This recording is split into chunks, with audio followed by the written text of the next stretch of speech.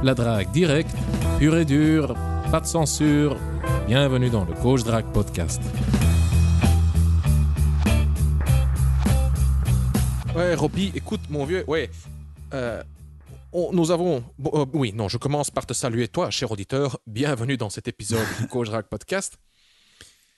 Je t'explique. Nous avions une conversation super intéressante, Robbie et moi, et on s'est dit qu'on devrait l'enregistrer. Voilà. Donc, je recommence. Peut-être que ça va être beaucoup moins intéressant maintenant qu'on enregistre, mais on va essayer. Pour nous, oui, parce que ce n'est plus nouveau. Voilà. Donc, j'expliquais à Robbie que je venais de faire un test sur Tinder. Tu sais, je ne sais pas si tu es actif sur Tinder, cher auditeur, mais donc, quand tu as un match, donc tu peux démarrer la conversation. Et souvent, qu'est-ce qui se passe? Tu as une série de conversations et tu as une série de matchs. Donc, des filles qui t'ont liké, que toi, tu as liké, avec qui tu n'as pas démarré la conversation. Donc, si tu es actif sur Tinder, tu sais que ces filles se trouvent au-dessus. Et comme ça, tu peux avoir plusieurs filles, 5, 10, 20, 30, enfin, ça dépend bref. Et ces filles, donc, il y a, je ne sais plus quand, j'ai fait un test, juste pour me marrer comme ça, je me dis, tiens, je vais tester un truc. Car quand tu testes un truc sur une fille, tu ne peux pas tirer des conclusions. C'est une fille, quoi. Là, ça peut dépendre de plein de facteurs.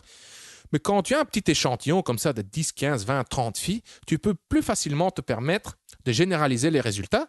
Et donc, qu'est-ce que j'ai fait? Je me suis dit, je vais tester une nouvelle phrase d'approche. Bam, et j'ai abordé toutes les filles de la même façon, avec Hey, loser. Et ouais, non, tu savais déjà pourquoi tu rigoles, Robbie. Je te taquine. Et donc, j'aborde avec Hey, loser. Et ben oui, il y a les réponses. La plupart des filles n'ont pas répondu. Mais 2 filles ont répondu. Et une de ces filles, c'était la plus jolie de toutes. Et donc, ça aboutit à une conversation, mais vraiment décalée, où j'avais vraiment un style, dark triade, la triade noire, donc très machiavélique, très narcissique, très manipulateur, dominant.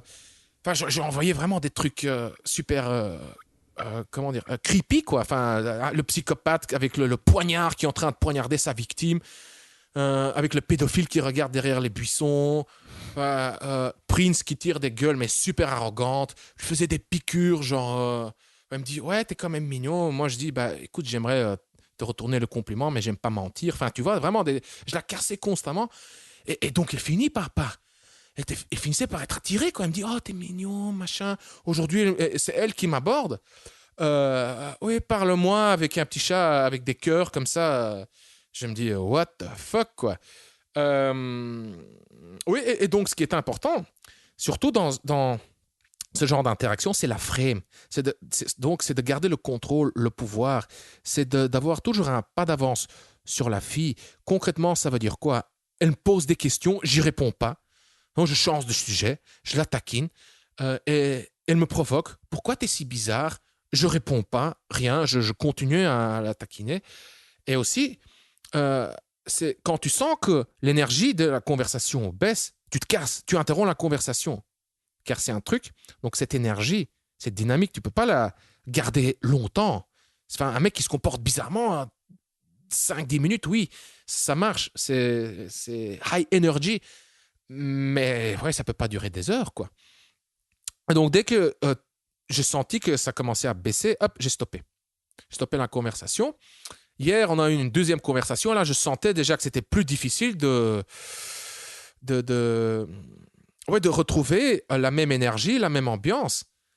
Et donc là, j'ai très, très vite stoppé la conversation pour préserver la frame, quoi, pour garder le contrôle, pour garder le pouvoir, et pour aussi, chez elle, déclencher un peu le doute, quoi. Ouais, ne pas trop montrer mon intérêt, pour déclencher chez elle la peur de la perte, en quelque sorte. Est-ce que ce mec est intéressé ou pas? Pourquoi est-ce qu'il ne m'aborde pas? J'ai eu de si fortes émotions. Ouais, j'aimerais revivre un truc similaire. Il est où? Merde, pourquoi elle ne m'aborde pas? Pourquoi elle est différente? Pourquoi elle me court pas après? Voilà. C'est ce que je racontais à Robbie. Et Robbie, toi, t'as rebondi avec un truc aussi super intéressant. Ouais, déjà, j'étais dans ton sens en disant que ce genre de De frame, je les ai eu aussi, bah, je t'ai pas raconté, mais je vais le mentionner ici. Moi, j'ai déjà eu ça aussi plusieurs fois sur Tinder ou sur les sites de rencontres en général. Et c'est que parfois, tu es comme ça dans une grande énergie et voilà, tu es super détaché et tu sens que la fille est vraiment comme ça en train de rechercher ton approbation. Et le lendemain, parfois, bah, l'énergie est un peu retombée et la conversation retombe aussi tout aussi vite et tu sens que la fille perd un peu son intérêt. Et donc, moi, je rebondissais un peu sur une expérience que j'avais vécue. Enfin, en tout cas, c'est comme ça que ça m'est venu à l'esprit. C'est quand j'ai habité un an en Pologne. Et je me souviens toujours de cette expérience. C'était à Cracovie, dans un club assez hype. Tu vois, c'était un des clubs les plus hype de la ville. Et il y avait vraiment cette bombasse, vraiment habillée comme une chienne. Enfin, tous les mecs étaient sur elle. Tu vois un peu le style, avec un décolleté affriolant, les cheveux longs, lisses, le visage de poupée, mais un peu porn star. Enfin bref, tu vois un peu le style. Talons aiguilles avec les petits lacets autour de la. Enfin, pas les lacets, de la cheville. Enfin, tu vois un peu le style. Et tous les mecs étaient sur elle. Et moi, ce soir-là, je sais plus pourquoi j'étais comme ça, mais je pense que j'avais baisé avant. Enfin, je me souviens plus, ça remonte il y a 1 an et demi, 2 ans. Et je pense que j'avais aussi un peu bu de vodka, donc ça a pas aidé pour la mémoire, mais j'étais vraiment super à l'aise, confiant, et je pense que j'avais baisé avant, c'est pour ça. Bref, et donc j'étais sur le bar, en fait, simplement accoudé, donc mes 2 coudes sur le bar, avec le corps comme ça, extrêmement, vraiment assez confiant, détaché. Et j'observais un peu ce qui se passait sur la piste de danse, quoi. J'observais, j'étais un peu dans une matrice où je voyais les mecs se prendre des râteaux, je voyais les mecs essayer de s'approcher, je voyais la fille qui les voyait déjà arriver à 100 mètres et je voyais vraiment les interactions se briser au fur et à mesure des secondes. Et à un moment donné, bah, le temps passe et la piste se vide et puis la fille vient 2, 3 fois vers moi, histoire de faire la chaudasse, tu vois, danser un peu, attendre quelque part que je l'aborde. Et les 2 fois où elle est venue, je lui dis, allez, casse-toi, allez. Avec ma main comme ça, je lui dis, allez, va-t'en. Tu vois pas que je suis en train d'observer la piste ici, donc fais-moi un peu de place. Et tu voyais vraiment que ça l'avait, pas, je dirais pas choqué, mais en tout cas, son cerveau a été un peu... Ça l'a frustré, quoi. Ouais, ça l'a frustré, ouais. Et en fait, c'est passé 2 fois. Et un peu plus tard, elle a été jusqu'à venir donc près de moi et m'embrasser. Tu vois, donc, alors que j'étais. Et moi, même chose, je lui ai dit, écoute, allez, va-t'en. Même que, moi, tu vas imaginer à quel point je suis resté cohérent avec mon comportement jusqu'au moment où elle a elle-même initié le kiss close et tous les mecs étaient autour, c'était assez ahurissant.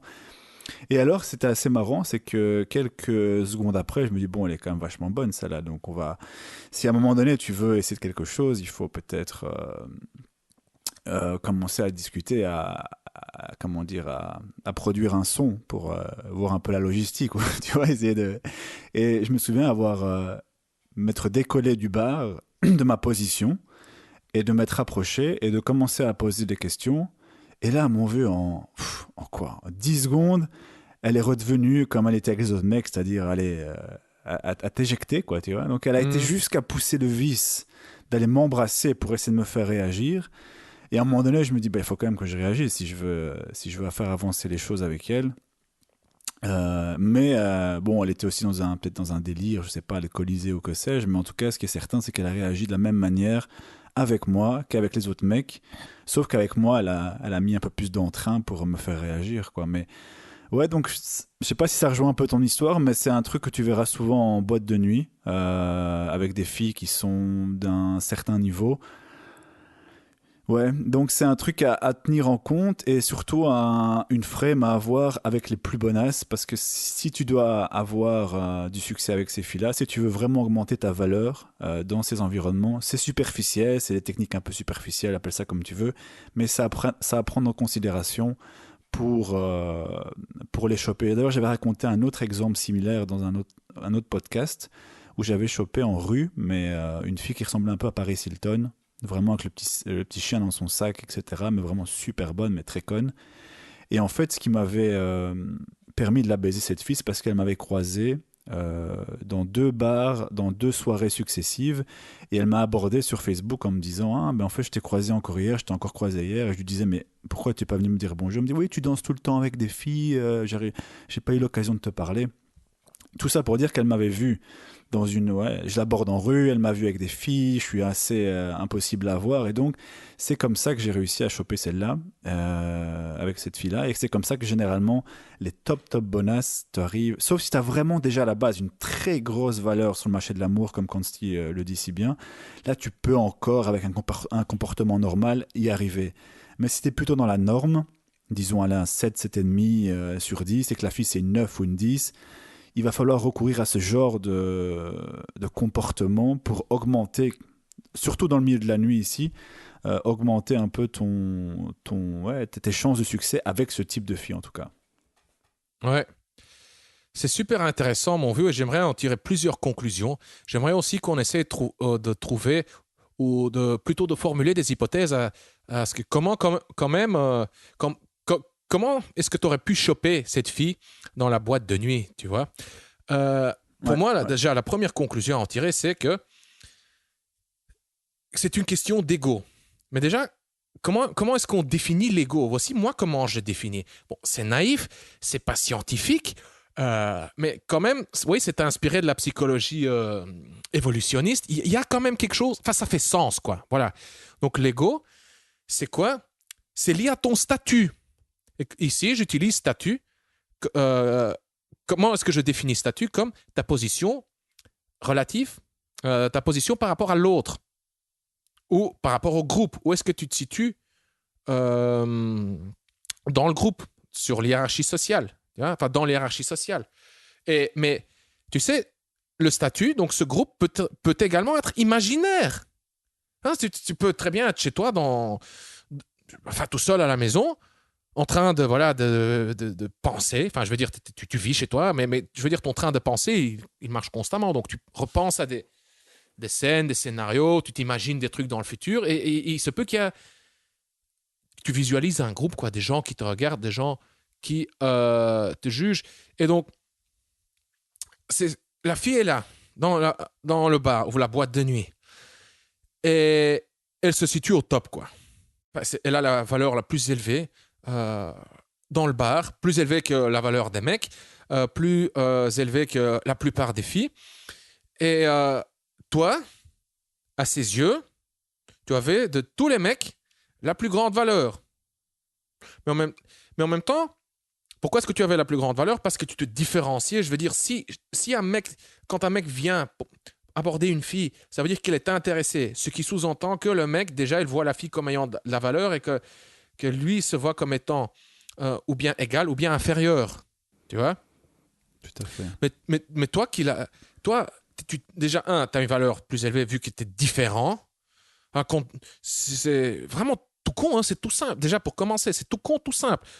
Je veux dire, si tu as 10 trucs identiques, bah voilà, chaque truc individuellement a moins de valeur. C'est le truc unique qui a plus de valeur vu que c'est plus rare, vu que c'est différent, ça saute aux yeux. Et donc, il y avait déjà ce mécanisme-là, tu étais différent. Mais aussi, tu ne la validais pas. Donc, en même temps, toi, tu constituais d'une part une menace pour son statut, vu que voilà, si toi t'es pas intéressé, ça veut dire quoi? Que ta valeur est plus élevée que la sienne? Oh, je sais pas, peut-être que oui, peut-être que non.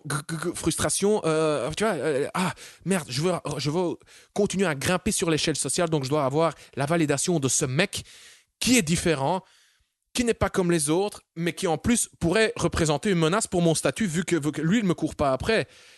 Et donc, il y a ces différents mécanismes qui ont joué à ce moment-là, quoi. Et maintenant, qu'est-ce que je voulais dire encore? Je sais plus. Enfin, oui, je pense que c'est déjà assez suffisant comme petite analyse. Maintenant, qu'est-ce qu'on aurait pu faire, ou qu'est-ce que tu aurais pu faire pour quand même la choper? Déjà, avant de donner peut-être des solutions possibles, il y a un truc sur lequel j'aimerais bien rebondir par rapport à ce que tu viens de dire. C'est déjà avoir un principe de base quand tu sors. C'est, comme tu l'as dit, c'est essayer de te différencier. Je pense que dans le monde de la nuit, pour avoir les ça semble un peu comme un conseil basique, mais je trouve que même moi, de temps en temps, je me dis, mais Robbie, tu sais comment ça fonctionne, mais tu le fais pas. Je prends un exemple tout con, c'est par exemple sortir avec une fille, une wing girl, tu vois, une fille attirante qui est dans ton cercle. Tu vois déjà les mecs dans les boîtes de nuit, quand tu as un mec qui est avec deux filles, automatiquement, même toi qui connais le game, tu vas dire, ce mec, il est avec 2 filles mignonnes, donc ce mec a une valeur plus élevée que la plupart des mecs qui sont présents. C'est automatique, c'est comme ça. Pourtant, malgré tout, le nombre de fois où je suis sorti avec des filles, je peux les compter sur les doigts d'une main, parce que je pense pas, je suis pas tout le temps ça. Mais pourtant, je sais que les fois où je suis sorti avec des filles, où j'étais avec des filles, mon vieux, ta valeur perçue, elle est vraiment, vraiment différente. Donc, c'est déjà la première chose. Ensuite, il y a des situations où tu dois te comporter différemment. Par exemple, j'ai toujours cette situation en tête. Tu connais cet endroit à Bruxelles qui s'appelle le Celtica, hein, tu vois, j'adore. Le bar où en fait c'est un bar vraiment c'est super sale, super c'est trash. sale, ça pue, il y a 85% de mecs pour 15% de filles. Encore parfois vers la fin c'est plutôt 5% de filles. Et alors pour peu qu'il y ait 2 filles ou une fille potable sur la piste de danse, tu vois vraiment un amas de mecs en rut qui se collent contre elles, et tu vois les filles qui sont un peu comme des proies là, enfermées. Et en fait ici, les filles te voient même plus, elles voient même plus les visages, elles voient juste des mecs se rapprocher d'elles et essayer de prendre une main, de prendre une fesse ou de prendre un truc qui passe. Et dans ce cas-là, essayer, même si c'était bien, etc., te comporter de la même manière, à savoir venir par derrière, essayer de la prendre, l'attraper, elle va se mettre directement en mode défense. Et donc là aussi, c'est se comporter différemment qui te fera gagner des points. Donc ça peut être... ça peut être danser par exemple normalement et qu'elle te repère en train de danser, t'amuser. Ça peut être plein de petites choses comme ça, mais vraiment toujours penser comment faire les choses différemment de manière à me différencier de la norme à ce moment précis. Ça peut être avec des filles, ça peut être se comporter différemment, avoir une bonne énergie, danser, s'amuser. Mais en tout cas, essayer d'éviter de suivre le mouvement de masse. Ouais. Ça me semble vraiment être important. Donc voilà la petite remarque préalable que je voulais donner. Et sur les solutions, écoute, les solutions, comment est-ce que j'aurais pu la choper cette fille par exemple? Je sais pas si tu as des idées toi par exemple. J'en ai, mais je te dis maintenant c'est juste une hypothèse, c'est le fruit de mon imagination, et de mon intuition. Mon imagination et mon intuition sont quand même influencées par mon expérience, donc j'y crois. Mais ça ne veut pas dire que ça va marcher, quoi. Donc, c'est un truc à tester. Mais avant de te donner l'idée, j'aimerais rebondir sur ce que tu as dit. Ouais. Juste compléter. Donc, comment se différencier concrètement? Regarde, en début de soirée, quand tout le monde est encore coincé et crispé, toi, si tu vas juste un peu papillonner, mais de manière légère, bienveillante avec les gens, juste être sociable, quoi. Salut, ça va, enchanté. Ouais, t'as l'air cool. Enfin, des trucs vraiment basiques. Là, tu marques déjà des points parce que les gens te voient, que t'es cool, t'es relax. Tu marques des points. Ou l'inverse, si tu es dans un bar avec, comme tu viens de le décrire, le Celtica, où le ratio homme-femme est vraiment complètement, skewed, on dit en anglais, n'est pas en équilibre, quoi. Trop de mecs, peu de femmes, où il y a une ambiance agressive, entre guillemets, où c'est des chacals, tu vois, tout le monde... communique de manière super intense et excitée. Ces signaux, tu vois, ces signaux de fitness. Ding ding, regarde-moi. C'est vraiment le marché comme ça pas de l'amour, mais de la chair, quoi, de la viande. Choisis-moi. Tu vois, la viande qui essaye, les prédateurs et les proies, les prédateurs qui essayent de choper les proies qui se défendent. Quand tu es dans une atmosphère comme ça, c'est plutôt dans des bars un peu sombres, mais aussi à partir d'une certaine heure, tu vois, à partir de 2, 3, 4 heures du matin, où il n'y a plus aucune inhibition, tout le monde est bourré, tu vois. Là, tu peux vraiment te permettre, en fait, de ne rien faire. D'être juste cool, calme, d'observer le truc. Et juste le fait d'être calme. Mais attention, il y a une nuance encore. Il ne faut pas être anxieux. Faut juste faut être visible, être présent, être dominant et confiant. Mais le fait de ne pas agir, ça peut aussi t'aider à marquer des points. C'est ce que j'ai vraiment constaté. J'en ai parlé dans un des podcasts précédents. Récemment, lors de ma dernière sortie, avec mes lunettes de soleil, mon petit t-shirt quand j'avais beaucoup de succès, juste le simple fait d'être vraiment appuyé contre le mur, à ne rien faire, dans un environnement où tout le monde était en train de s'exhiber comme ça. Regardez-moi, je suis le plus cool, je suis la plus cool. Et moi, j'observais les gens vraiment d'un air un peu peut-être légèrement prétentieux, arrogant. Genre, ouais, je vois votre petit jeu, je m'amuse juste en vous observant, c'est mignon. Toi, ouais, tu veux la baiser, non, tu l'auras pas. Toi, tu veux plein d'attention, ok, mais en fait, t'es pas chaud, tu veux pas baiser. Enfin, ouais. Tu vois? Là, il y a des filles qui m'ont jeté des regards, je me suis fait aborder quelques fois. Donc, tu peux être actif et tu peux être passif, mais ça dépend du contexte. Donc, comment se différencier? C'est le contexte qui dicte comment te différencier. Exactement. Bah, c'est encore un exemple. Comment se différencier à ce moment précis? Dans ton cas, c'était ce que tu as fait, c'était se différencier. Donc, ouais. Mais il y a un problème, mon vieux, quand t'es comme ça, le prix, et quand t'es... quand t'es le prix de manière passive, comme toi tu l'étais, au comptoir, tu vois? C'est la fille qui t'aborde, qui vient chercher ta validation. Tout comme moi, je l'étais lors de la dernière sortie où les filles venaient m'aborder. Il y a comme ça une transition. Il faut trouver une transition. Comment passer de l'état passif à l'état actif sans perdre ta valeur? Sans que la fille se dise « Ah, bah voilà, c'est dans la poche. Ah, c'est un mec comme les autres. Il me veut. Il ne m'intéresse plus. » Mais ça va dépendre aussi de la fille. Parce que l'exemple mon premier exemple avec la fille qui est venue jusqu'à m'embrasser, voilà, il y avait aussi la fille à prendre en considération. C'était un peu une faux folle qui était un peu alcoolisée, même beaucoup. Et je voyais vraiment dans son comportement après coup qu'elle était vraiment consciente de ce qu'elle faisait. Donc elle avait vraiment des réactions très, très émotionnelles. Avec d'autres filles, j'ai eu cette situation-là aussi, mais les filles étaient beaucoup plus normales, terre à terre, et donc la transition a pu aussi se faire parce que la fille était était un peu plus normale. Tu vois, donc il y a aussi il y a la situation qui joue un rôle, bien entendu. Il y a ce que tu viens de dire là, quand t'es le prix et tu vas faire la transition pour quand même essayer de la choper à la fin. Ça va dépendre aussi on va dire de la normalité de la fille, parce qu'il y a des transitions qui se sont faites avec moi sans trop de problèmes, et d'autres où ça s'est pas fait, mais là, les solutions étaient juste que non, la fille était avec ses copines, était complètement barge, était complètement faux-folle, et elle est partie dans tous les sens, etc. Donc, ça va dépendre aussi de la fille, quoi. Je suis d'accord. D'office, il y a toujours les facteurs, ça dépend toujours des facteurs externes, ou partiellement, ou majoritairement de facteurs externes que tu ne peux pas contrôler. Mais bon, tu peux pas les contrôler. Donc, oui. Moi, ce qui m'intéresse, c'est de trouver une transition qui te détache de ton ego. Ah oui, dans ce sens-là, ok. Ouais. Oui, où tu sais... comment t'expliquer? Si tu regardes déjà la fille, comment elle se comportait, c'était purement guidé par son ego. Clairement. Je veux être validé. Et donc, selon la validation ou l'absence de la validation, son comportement change. Maintenant, je demande comment chez le dragueur, d'un état passif, comment est-ce qu'il peut être détaché de son ego et passer à un état actif tout en restant détaché de son ego? Car si tu restes attaché à ton ego, tu vois, si tu es attaché à ton ego, donc tu es là de manière passive, tu es là passif, tu vois, tu observes, tu es le player, tu es le pimp, les filles te lancent des regards, les filles t'abordent, tu es bien, tu as une valeur super élevée. Mais s'il y a une petite angoisse comme ça, une hésitation, là, je veux pas perdre ma valeur, tu vois, là, je dois passer à l'action, là, je dois entreprendre quelque chose et je risque de me faire rejeter. Hésitation, nervosité, doute.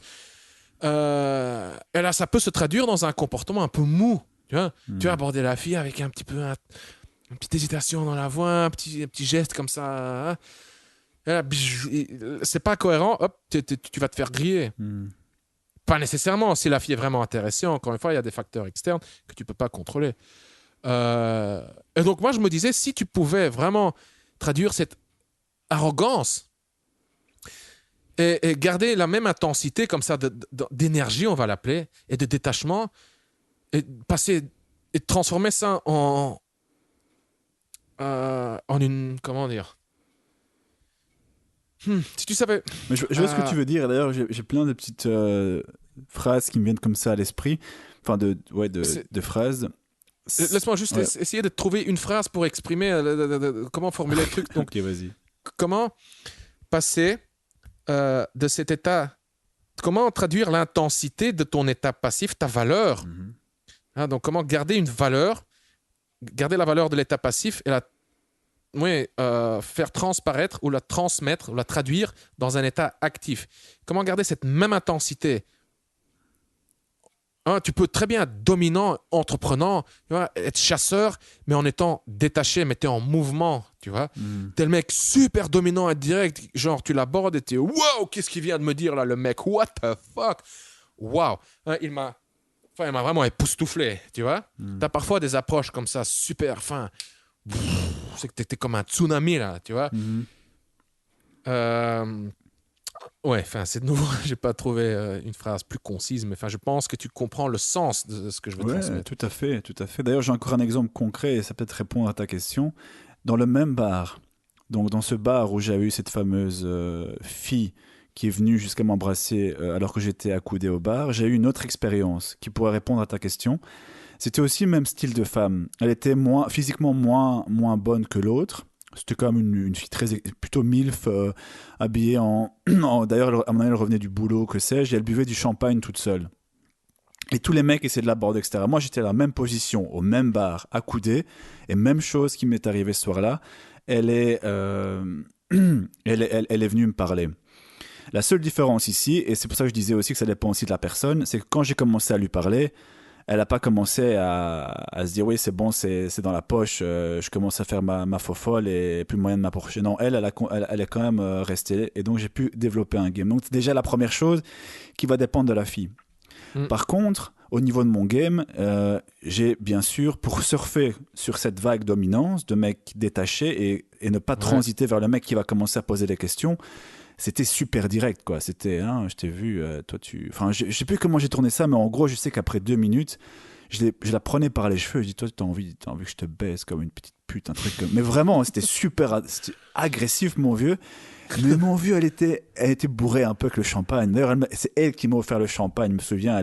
Les serveuses étaient mortes de rire parce que je me souviens parfaitement de cette image où elle commande une bouteille de champagne, elle prend 2 verres, et c'est elle qui sort la carte de crédit, et les serveuses me regardent genre mais c'est qui? C'est un escort boy ou c'était assez marrant. Ouais. Mais au lieu de poser des questions, oui, tu fais quoi ici? Pourquoi tu bois le champagne? Où sont tes amis? Enfin, tu vois, des questions un peu qui auraient pu retourner l'équilibre de la dominance et qui auraient pu montrer trop fort mon intérêt. J'ai assumé qu'elle était intéressée dès le début et que c'était moi le prix, et j'ai essayé de le verbaliser de manière assez forte d'ailleurs ici, parce que c'était vraiment lui tirer les cheveux directement. Quand elle essayait de se rapprocher, je la reculais un petit peu. Quand elle essayait de m'embrasser, au dernier moment, je retirais sa tête de la bouche pour pas qu'elle m'embrasse. Donc tu vois, je gardais cette tension, ce côté dominant du début à la fin, et ça c'est vraiment concrétisé en lui disant après quelques minutes, ouais, t'as envie de te faire baiser ce soir, ouais, va chercher, il est où ton sac? Au vestiaire, va prendre ton sac, je t'attends à la sortie. Et effectivement, après 5 minutes, on est sorti. Pour finir l'histoire, on est sorti, on a pris le taxi. Mais mon vieux, elle était bourrée, sa tête sur mes genoux durant le trajet. On est arrivé devant chez moi et j'ouvre la porte du taxi et je dis tu viens? Elle fait non. Alors elle dit au chauffeur non, je rentre chez moi, je suis bourré. Enfin je dis merde, fais chier. Enfin, bref, peu importe. En fait, à un moment, au début de l'interaction, même si ça a duré 5 minutes, ça allait encore. Mais avec le fait de sortir, avec l'air, je sais pas, l'air frais ou que sais-je, en l'espace de 5 minutes dans la bagnole, elle s'est complètement décomposée avec l'alcool. Ça peut être mortellement vieux. L'air chaud, l'air froid, l'air chaud. Et surtout dans la bagnole. Ouais, Mais fuck. Le résultat n'est pas le plus important ici parce que voilà, ça aurait peut-être été une baise moyenne et c'était une question vraiment de petits détails, donc c'est pas le plus important ici. Mais ce qui est le plus important, et pour répondre à ta question, c'était que j'ai pas transité vers un comportement trop passif en lui posant des questions. J'ai vraiment assumé mon statut, mon supposé statut, du début à la fin en étant ultra direct, quoi. Donc ça peut répondre à la question. Comment transiter vers le passif vers de l'actif, ça peut répondre. Est-ce que si tu es vraiment, vraiment, vraiment sincère avec toi-même, si tu fais une introspection, est-ce que tu peux dire que tu as gardé ce détachement constant aussi chez la première, chez la folle sur la piste de danse? Ou est-ce qu'à un moment, quand tu devais passer d'un état passif à un état actif, il y avait comme ça une petite résistance, un petit doute où tu dis « Oh, merde, là, je vais me montrer vulnérable ». Je sais pas si je l'ai pensé comme ça, mais par contre, bon, ça remonte à un petit temps, donc j'ai un peu du mal à ressentir les sensations du moment, les émotions du moment, mais c'est vrai que j'étais un peu peut-être moins confiant, parce que la situation aussi elle était beaucoup plus folle, beaucoup plus comme ça, énergique, etc. Et donc, ouais, je pense que j'étais un peu moins confiant qu'avec la deuxième, mais c'est parce que aussi c'était lié à l'environnement. L'autre était directement, elle n'a pas commencé à danser autour, elle n'a pas commencé à partir, elle est restée près de moi, donc ça a facilité aussi l'étalement du game avec elle. L'autre, par contre, après 2 secondes, elle est partie dans sucette, ses copines, elle a commencé à crier, etc. Et donc, ouais, je me suis retrouvé un peu dans une autre. Tu vois, c'était un peu la fille qui était vraiment, un peu folle, quoi. Donc, ouais, et forcément, j'étais beaucoup moins à l'aise et moins enclin à pouvoir développer mon jeu de séduction sur cette fille-là. Donc, ouais, c'est un peu compliqué parce que les exemples se ressemblent sans se ressembler vraiment. Donc, Ouais, la différence aussi est qu'avec la deuxième, tu étais beaucoup plus vite dans l'action, tu avais beaucoup moins le temps d'observer et donc de réfléchir. Même si tu es confiant, s'il y a une trop grande partie de ton attention, de ta concentration qui est dirigée, ou plutôt, je le formule comme ça, si une trop grande partie de ton attention est concentrée sur ton dialogue interne, sur tes pensées, d'office, c'est pas bon, quoi, dans un contexte social. Tu dois vraiment... Et avec la deuxième, tu étais tout de suite dans l'action. Tu étais dans un état de flow. Tu réfléchissais pas aux éventuelles conséquences. Tu n'étais pas en train de te faire des petits films, genre qu'est-ce que je vais faire maintenant, comment je vais... Bam, ça se passe, ça se produit. Bam, il y a des comportements, les paroles qui se manifestent sans réfléchir. Donc, il y a ça aussi, je pense. Mais surtout aussi, regarde, même si tu avais eu un jeu... Enfin, comment dire, pas nécessairement un jeu parfait, car si tu avais eu un jeu parfait, tu l'aurais eu la première. Mais même si tu étais à 100% détaché, confiant, si tu avais exhibé affiché les mêmes comportements, si tu avais eu la même attitude qu'avec la deuxième, ça ne veut pas dire pour autant que tu l'aurais eu cette première. Elle est tellement volatile, tu vois. Son attention était une balle de ping-pong, quoi. Réagissait aux stimulations, lumière, la musique, les copines, les mecs. Ouais, ping-pong, ping-pong. Et toi, enfin, je veux dire, ouais, quoi, enfin, non, quoi. Elle a la meilleure chose à faire, je suis certain que tu l'as fait, c'est tout de suite, bam, lâcher prise, focus sur autre. Ouais, avec elle, c'était clairement ça, quoi. J'ai senti directement que c'était... Parce que là, tu vas commencer vraiment la balance va se retourner, mais à un point, tu vas perdre en l'espace de 5 minutes ce que tu as gagné en 2 heures. Parce que tu vas rester près d'elle, tu vas regarder un peu, tu vas essayer de l'observer, tu vas essayer de dire hey, je suis là, tu m'as embrassé, souviens-toi, il y a 5 minutes au bar, tu vois. Ah ouais, non, et donc non, là, c'est en 3 minutes, tu perds mais tout ce que tu as pu construire. Donc la meilleure chose à faire, mais bon, là, c'était la fin de soirée, mais dans d'autres circonstances, ce qui aurait pu arriver aussi, c'est que, et si elle était un peu moins folle, un peu plus normale, entre guillemets, ce qui aurait pu arriver, c'est que elle m'embrasse, je vais lui parler, elle perd son intérêt. Mais directement, ce que je fais, c'est que je me détache et je continue à ma soirée comme si de rien n'était et je continue à aborder des groupes de filles, de mecs, des trucs comme ça. Et qu'elle continue à m'observer. Là, la balance aurait continué à être en équilibre. Mais ici, c'était la fin de soirée, la piste de danse était presque vide. Donc, j'ai pas pu continuer à exhiber ces traits intéressants. Et donc, l'histoire n'aura jamais de fin d'ailleurs. Mais voilà, donc ça explique aussi, encore une bonne solution à ce type de situation, si ça arrive à ceux qui écoutent ce podcast, c'est dès que tu sens que la fille perd son intérêt pour x, y raison, mais tu vas le ressentir assez rapidement, c'est de te détacher et essayer de continuer à augmenter, en tout cas ne pas perdre ta valeur, et c'est une des seules façons que tu de te comporter pour essayer d'avoir quelque chose avec elle, quoi. Donc ouais, voilà. Ouais. Et là, on revient à nouveau au lâcher-prise. Hein. Ouais. Quand tu vois ça en soirée, il y a tellement de mecs, mon vieux, qui restent collés, qui attendent, qui espèrent. Hein, surtout si la fille est un peu ouverte. Hein, tu vois qu'elle est un peu bu, qu'elle s'amuse, qu'elle est réceptive, qu'elle flirte. Tu vois, ah, je suis bien. Ah, les beaux gosses. Ah, la danse, 3, 4, 5, 7 mecs autour qui attendent et qui se font qui sont compétitifs entre eux en plus, tu vois, qui vont un peu se casser l'un l'autre, qui vont... quand tu vois un jeu comme ça, bam, tu entres, mais direct comme un bulldozer, tu attrapes la fille, tu vois, tu montres que tu as plus de couilles que les autres mecs. Ça aussi, ouais. Direct, boum, tu exploses le truc, la fille va, elle va tout de suite réagir, elle va être réceptive. Et tu essaies d'en tirer un maximum, en un minimum de temps. Et si tu sens le moindre truc, hop, tu la relâches et tu te casses. C'est vrai. Et puis... Ouais, mais parce que non, sinon tu vas rester, tu vas devenir comme les autres mecs, ouais. Non, parce que vraiment pas. Le nombre de fois, le nombre de filles qui ont dit ça, mais elles voient même pas les mecs qui sont autour d'elles, parce que surtout quand elles sont entre copines, elles regardent même pas. Donc toi, tu es complètement inexistant si tu restes comme orbiteur autour d'elles. Le seul mec qui a voix au chapitre, c'est celui que tu viens de décrire, celui qui a les couilles de venir entre tous les mecs, de le prendre par la hanche. Et la droit dans les yeux et lui dire un truc genre ouais attends un truc direct quoi. C'est la seule manière que tu as pour exister à ses yeux lors d'une soirée, surtout si la fille à un certain niveau, c'est celui-là. Et rester comme orbiteur comme tous les mecs, donc c'est-à-dire faire ce que tout le monde fait et de ne pas te différencier, tu auras forcément beaucoup moins de résultats quoi. Mais c'est automatique quoi. J'ai vu tellement de fois parfois j'ai même fait des expériences sociales entre guillemets où je me suis dit je vais me comporter comme tout le monde. Donc c'est-à-dire je reste aux alentours comme les mecs, je tourne et puis j'essaye de venir un peu de manière timide, essayer de lui dire un truc à l'oreille de manière un peu à m'excuser déjà à l'avance.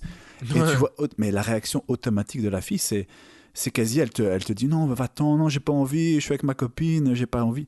Mais la même fille, le même mec, c'est-à-dire moi, dans une configuration où je vais directement l'aborder droit dans les yeux, droit et sans m'excuser, mais la fille, elle va être beaucoup plus soumise et elle aura un comportement bien différent. Donc, c'est vraiment intéressant à voir et tu peux, cher auditeur, faire l'expérience une fois, une expérience sociale, de te comporter comme tous les mecs et voir un peu la réaction de la fille et ensuite te comporter comme un mec dominant et voir aussi la réaction de la fille. Et ça pourrait te servir de bon ancrage pour les futures soirées. Robbie, tu sais que quand tu marches dans une rue commerçante, blindée, tu repères pas genre 95% des gens. Tu les vois même pas, c'est une masse grise. Mm-hmm. C'est une masse grise. Et on va déjà séparer la moitié. Tous les mecs, hop, on les enlève. Mais ok, il reste que 50%, plus ou moins. Alors, 50% il reste 50%. Et ces 50%, ce sont les femmes. Mais de ces 50% des femmes, tu vois aussi qu'il y a genre 5% ou quoi. Tous les autres, tu les vois pas. Ça reste une masse grise. Toutes les femmes d'un certain âge, je sais pas, à partir de 35, 40, 45 ans, 50 ans, selon l'âge du mec, sont inexistantes. Tu vois, les femmes en ménopause avec les cheveux courts, avec déjà habillées, qui sont moins féminines, tu sais, c'est un peu amorphe comme ça. C'est un peu androgyne, tu vois, c'est ni homme ni femme. Tu sais que c'est une femme, mais ça n'a pas de sex appeal, rien. Ces femmes sont inexistantes car pour toi, elles n'ont plus aucune valeur sur le marché de l'amour. Eh bien, cher auditeur, toi, quand tu es comme ça, l'orbiteur passif, en bar, t'es l'équivalent de ces femmes androgynes, la masse grise, en ménopause, avec les cheveux courts, tu vois, les femmes avec les cheveux rouges. C'est les secrétaires ou les fonctionnaires, tu vois, ce genre de femmes. C'est ce que tu deviens. C'est vraiment pas ce que tu veux devenir. Ouais. C'est une bonne métaphore, voilà. C'est vraiment ça, tu deviens vraiment cette masse grise inexistante aux yeux de la fille, quoi. Ouais, c'est vraiment la partie du cerveau reptilien ou la partie du cerveau mammifère, je sais pas, peu importe, qui n'est même pas stimulée, tu vois. C'est comme si je te disais maintenant, hey, Robbie, viens, on va faire du tricot. Ça te dit rien, quoi, ça te laisse mais 100% indifférent. Enfin bref, voilà, l'image est claire. Qu'est-ce qu'on peut retenir de tout ça, Robbie? Une image, une conclusion, un mot, un conseil. Différenciation, détachement. Ouais. Mais déjà, et on va même terminer là-dessus. Détachement, c'est clair, c'est vraiment la base, quoi. C'est même dans tout. Hein, je veux dire, je crois même que c'est un des piliers du bouddhisme et de plusieurs religions et philosophies comme ça.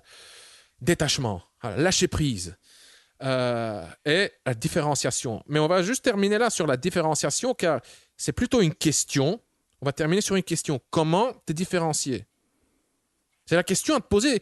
Et c'est la solution aussi. Quand tu es dans un environnement, tu te poses la question, comment est-ce que je me différencie ici?